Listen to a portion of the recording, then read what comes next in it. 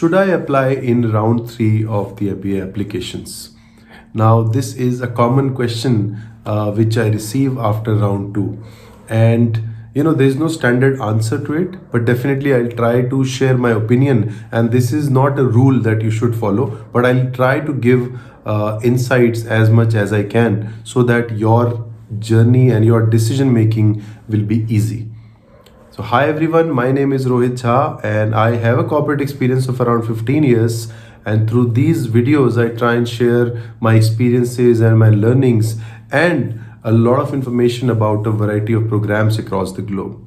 So now let's talk about this video and this specific question: should I apply in round 3?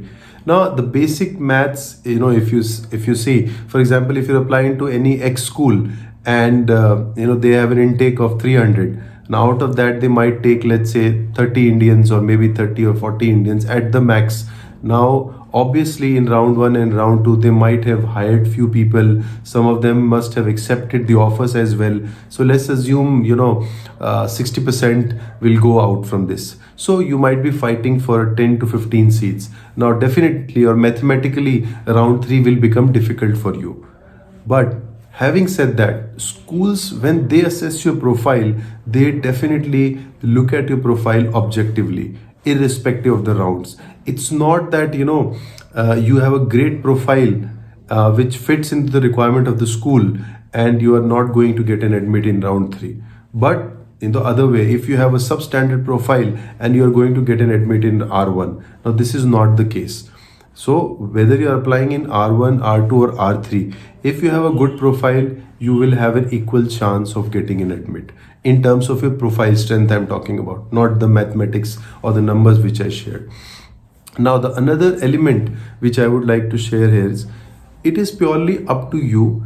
If scholarship is the major consideration for your journey, then definitely the chances of getting a scholarship will be extremely low in round 3, because most of the times what happens is people in R1 and R2 with good scores, good performances, they get the maximum scholarships.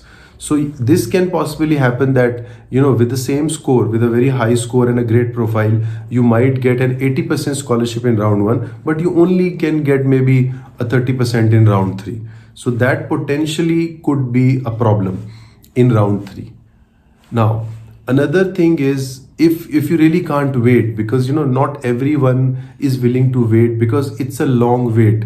Let's say if you're applying for September 23 and if you're in R3 and you can't wait for September 24, which will be 1.5 years typically from now.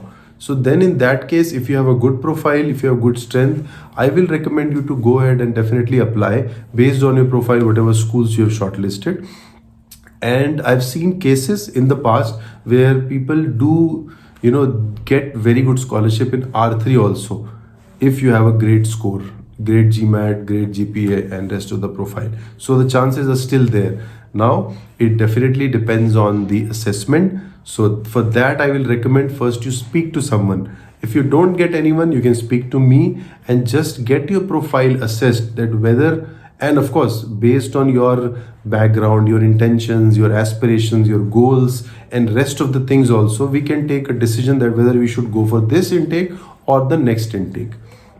Now, lastly, the ideal scenario, which I'll talk about here. Now, ideally, obviously, everyone will say that, okay, you can wait for a few months and you can apply in R1. Now, that is the call that you have to take. As I said, get your profile assessed. And this is an ideal thing to do. You can improve yourself in the next 5 months. Now, when I say improve, you can only improve technically your GMAT score, or maybe, you might get a promotion, which you might be expecting, or some minor changes in your profile, because the R1 applications typically will start in July, right? And then after that you have to apply. And if you are in February, March, and if you are in this dilemma whether to go for round 1 or round 3, then you only have 5 months to decide. So if you are in no rush in life, there's no problem of extending it to the next year, then definitely you should wait for round 1, because in any case you will have more positives towards round 1.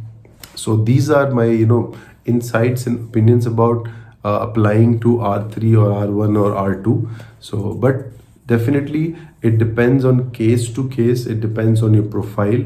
So for that, what I will recommend is you should definitely speak to someone with, you have trust, or maybe you can speak to me about this. So but for this video, that's it. This is what I wanted to share. And feel free to ask any questions, any comments. If you have, put them in the comments box. We'll get more ideas and we'll make more videos on that. So for this video, that's it. Thank you so much. Take care. In the meantime, bye bye.